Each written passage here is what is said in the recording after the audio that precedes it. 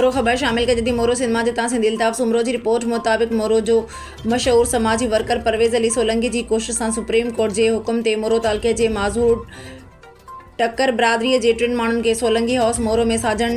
ठक्कर, आकाश ठक्कर ऐं सागर पुट मलिक खे ऑर्डर ॾिना विया जंहिं तां परवेज़ सोलंकी खे ख़ुशीअ में नोटनि जा हार पाराया विया। उन मौक़े ते समाजी अॻवान परवेज़ अली सोलंकी ठक्कर बिरादरीअ जो शुक्रियो अदा कयो ऐं चयो त अॼु मुंहिंजे लाइ ख़ुशीअ जो ॾींहुं आहे जो मूं हिक घर जे